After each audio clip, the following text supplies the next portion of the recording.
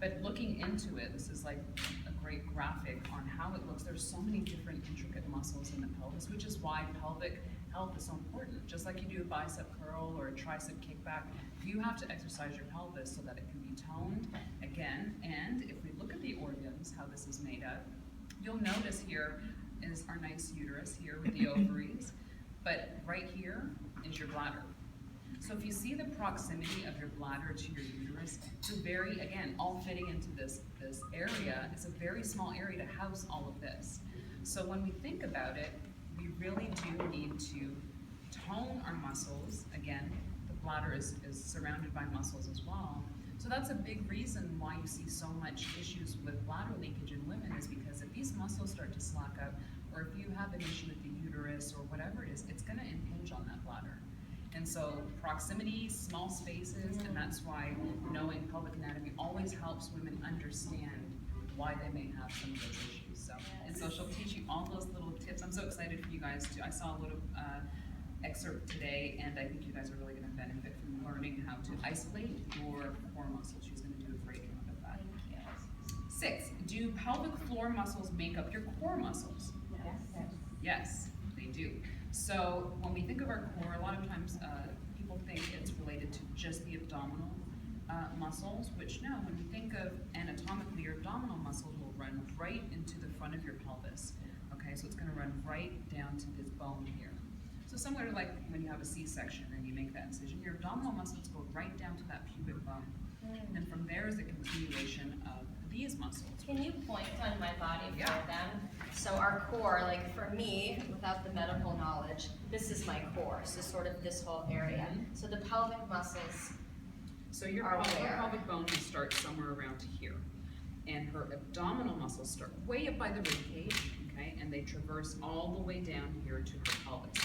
Once her pelvic bone comes into place, then the pelvic muscles start to continue from there. So it's one continuous unit, different compartments of the body, but they're all linked. So the thing is, we a lot of times focus on our core muscles in the abdomen, and we neglect the pelvis. And so again, you realize with this model that there's so many intricate muscles in that pelvis that we're not paying attention to them. So a lot of times we figure our core is just here, and it actually extends into the pelvis. So pelvic health, and also core muscles and the core body, what that is comprised of is abdominals as well as the strengthening of those pelvic muscles while you're sitting on the bus, while you're at work, because you really have learned to isolate them. that's right. Do we have time for one more? Yeah, I was gonna say one more. Yes. So we can get started on the pelvic power class. Yay, okay. Oh, I think this one's important. Fact or myth, changing my diet can help bladder leakage. I should think your diet. Yes, diet affects everything. So what we have realized in studies is that there are certain, so your bladder has a lining, and it affects how the nerves allow you to what we call pee and store, whether you're storing your urine or you're actually urinating.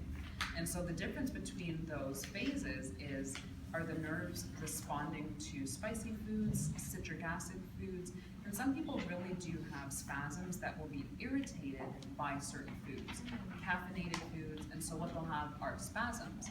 And so it's kind of just like this constant, your bladder lining is just doing this. And Which it's makes just, you have to go more frequently. right.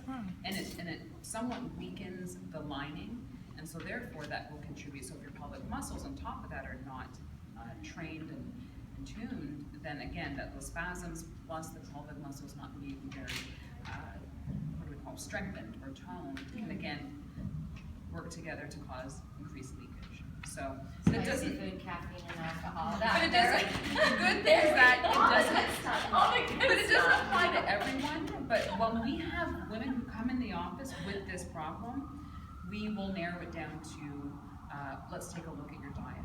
And then if there are certain things that we eliminate and they find that it helps with their bladder leakage, then we pinpointed something to the diet.